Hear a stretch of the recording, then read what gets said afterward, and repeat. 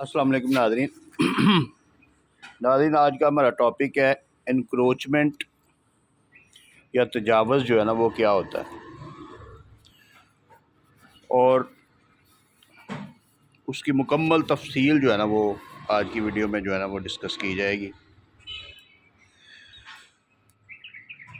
Encroachment या तजावज़ जो है ना वो असल में जो लफ्ज़ी मतलब आपको समझ आ रहा है उसके लफ्ज़ से ही जो चीज़ नज़र आ रही है वो ये है कि अपनी मलकियत से कोई ज़्यादा जगह पे कब्ज़ा करना, उसको इंक्रोचमेंट कहते हैं।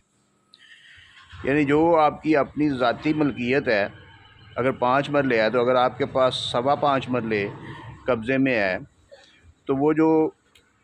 चौथा हिस्सा एक्स्ट्रा है वो इंक्रोचमेंट है। इसके अलावा ये हर जगह पे लागू होता है, यानी कि सरकारी ज़मीनों पे भी और प्राइवेट ज़मीनों पे भी। अगर आपने सरकारी ज़मीन कोई आपके पास है, सरकारी ज़मीनों में कौन कौन सी किस्में हैं, कोई रास्ता है, कोई कब्रिस्तान है, कोई यानी कि कोई मस्जिद के लिए जगह वक़्फ़ की गई है, कोई दारा है, कोई जनाज़गाह है, कोई ईदगाह है, यानी कि इस किस्म की जितनी भी चीज़ें हैं, कोई स्कूल है, कोई कॉलेज है, कोई यूनिवर्सिटी है, कोई मदरसा है, तो वहाँ पे जो सरकार की मलकियत है, जो सरकार की ज़मीन है या कोई शामला दे की जो जगह है, उसके ऊपर अगर कोई शख्स किसी किस्म की कोई रुकावट खड़ी करता है या उसमें कोई बिल्डिंग तमीर करता है, कोई छोटी मोटी दीवार करता है या कोई मट्टी डाल देता है या किसी भी किस्म की कोई जो उसकी मौजूदा हैसियत है, जो उसकी मौजूदा हैसियत है, यानी कि अगर वो ग्राउंड है तो वो ग्राउंड ही रहेगा। अगर उसमें कोई मिट्टी डाल देता है तो वो भी इंक्रोचमेंट में के ज़ुमरे में आएगा। यानी कि बग़ैर परमिशन के, बग़ैर इजाज़त के किसी भी जगह पर कोई भी ऐसा काम करना जो कानून इजाज़त नहीं देता, वो इंक्रोचमेंट या तजावज़ के ज़ुमरे में आता है। तो ये इस चीज़ को आप समझें कि तजावज़ात या इंक्रोचमेंट जो है ना वो क्या होती है, उसकी डेफिनेशन आपको मैं कानूनी तौर पे भी बताता हूँ कि जो इंक्रोचमेंट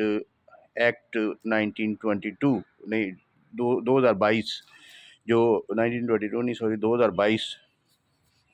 जो रीसेंट जो बनाया गया encroachment removal of encroachment ordinance act जो है ना 2022 में, उसमें इसकी क्लियर कट डेफिनेशन लिखी हुई है पंजाब के लिए। इसी तरह KPK में 1977 में ये इसका जो है ना act removal of encroachment act जो है ना वो बना था, उसमें भी इसकी डेफिनेशन लिखी हुई है। सिंध में जो है ना वो 2010 में बना था, तो उसमें भी इसकी डेफिनेशन लिखी हुई है।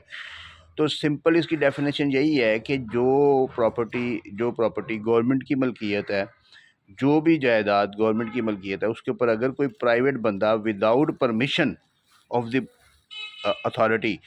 उसमें कोई कोई तमीर करता है या कोई रुकावट डालता है या कोई उसमें कोई ऐसा कब्ज़ा करने की कोशिश करता है, तो वो इंक्रोचमेंट के ज़ुमरे में आती है।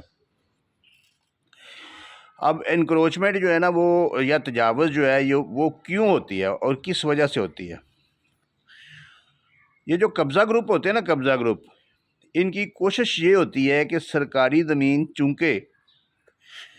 सरकारी मलकियत है और सरकार ही उसको पूछने वाली है और सरकार में यही लोग बैठे होते हैं, तो ये लोग या तो आगे वाले लोगों की प्राइवेट ज़मीनों पे कब्ज़ा करने के लिए रास्ते पे कब्ज़ा करते हैं, रास्ता तंग कर देते हैं कि उनकी ज़मीनों की वैल्यू कम हो जाए, रास्ता छोटा हो जाए, उनकी ज़मीनों की वैल्यू कम हो जाए। अगर कोई स्कूल है, उसके साथ कोई आबादी है, तो स्कूल के रास्ते को छोटा कर देंगे, वहाँ पे कोई ऐसा कोई ना कोई तमीर कर देंगे या कोई कब्ज़ा कर लेंगे, या स्कूल की किसी दीवार पे कोई ऐसी दीवार कर देंगे या कोई रोशनदान ऐसा कर देंगे, कोई इस किस्म की चीज़ें करेंगे कि जिससे अवाम को थोड़ी बहुत तकलीफ़ पहुँचे, वो यहाँ से भागें और वो प्रॉपर्टी आप ये कब्ज़ा ग्रुप को बेच दें सस्ते दामों में और चले जाएं। यानी कि अपने मुफादात के लिए जो है ना वो लॉन्ग टर्म मुफादात के लिए लीगल तरीके से ये गैर कानूनी काम करते हैं। ये कब्ज़ा ग्रुपों के काम है। अब इसमें हम क्या कर सकते हैं, जो शख्स तजावज़ात कर रहा है उसको कैसे रोका जा सकता है। इसके बेशुमार तरीके हैं इसके बेशुमार कवानीन मौजूद हैं, बेशुमार तरीके हैं। डिप्टी कमिश्नर, जो सिंपल आपको बता रहा हूँ, जो डिप्टी कमिश्नर है इसका सोल रिस्पॉन्सिबल है। ڈپٹی کمشنر، علاقہ مجسٹریٹ، یہ دونوں علاقہ مجسٹریٹ کو آپ ضابطہ فوجداری کے تحت جو ہے نا اپلیکیشن دے سکتے ہیں، وہ رپورٹ کروائے گا، پولیس سے رپورٹ مانگے گا، پولیس اس کو رپورٹ کرے گی کہ واقعی اس نے تجاوز کی ہوئی ہے، تو وہ اس کو واگزار کروانے کے آرڈر بھی کر سکتا ہے، اس کے خلاف پرچے کے آرڈر بھی کر سکتا ہے، اس کو سزا بھی دے سکتا ہے۔ آپ استغاثہ بھی کر سکتے ہیں سیکشن 133 145 کے تحت، وہ آپ اس میں CRPC آپ اس میں جو ہے نا وہ استغاثے میں بھی جا سکتے ہیں۔ اس کے علاوہ آپ جو ہے نا DC کو اپلیکیشن دیں، DC کے پاس مکمل اختیارات ہیں کہ وہ اس کو ریموو کروائے، وہ اس کی رپورٹ لے گا اور اس کے بعد اس کو ریموو کروائے گا۔ لینڈ ریونیو ایکٹ 1967 اس کی جو سیکشن 175 ہے، اب اس میں زبردست قسم کی امینڈمنٹ آئی ہے کہ انکروچمنٹ کے خلاف اگر درخواست آتی ہے تو وہ جو ڈپٹی کمشنر ہے، جو کلیکٹر آف دا ڈسٹرکٹ ہے، وہ فوری طور پہ اس کی انویسٹیگیشن کروائے گا، اس کے اوپر رپورٹ طلب کرے گا، اور اگر وہ یہ انکروچمنٹ ثابت ہو جاتی ہے تو اس کو 10 لاکھ تک جرمانہ پڑے گا اور اس کو سزا بھی دے گا۔ یہ مینڈیٹری ہو گیا قانون میں کہ اگر کوئی انکروچمنٹ کرتا ہے تو اس کو سزا ہونی ہے۔ لہذا پہلے جو ہوتا تھا کہ ایک شخص نے انکروچمنٹ کی، آپ نے اس کو ریموو کروایا، واگزار کروایا، پھر کر لی اس نے، پھر واگزار کروایا، پھر کر لی اس نے، پھر واگزار کروایا، اب ایسا نہیں ہوگا۔ اب آپ لوگ ایفرٹ کریں تو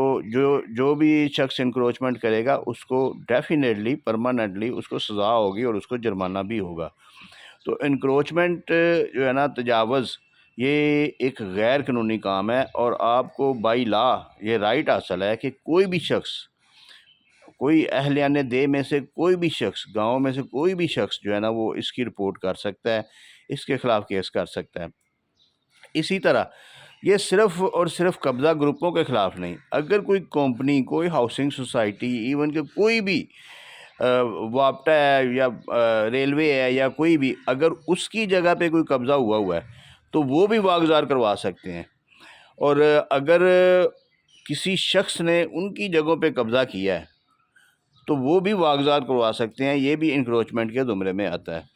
تو ہاؤسنگ سوسائٹی اگر کوئی آپ کی ایکوزیشن ایکٹ کے تحت اگر وہ ایکوائر کرتی ہے پھر تو ٹھیک ہے، یعنی کہ وہ باقاعدہ پرمیشن لے کے ایکوائر کرتی ہے پھر ٹھیک ہے۔ اگر بغیر ایکوائر کرنے کے، بغیر آپ کے ڈیوز کلیئر کرنے کے، بغیر نیگوشیشن کے آپ کی کسی پراپرٹی پہ، کسی جائیداد پہ، کسی زمین پہ قبضہ کرتی ہے اور اس کو اپنی سوسائٹی کے اندر لے آتی ہے تو وہ بھی انکروچمنٹ کے زمرے میں آئے گا، اور وہ ناجائز قابض کے زمرے میں آئے گا، اور آپ اس کا قبضہ واپس حاصل کر سکتے ہیں۔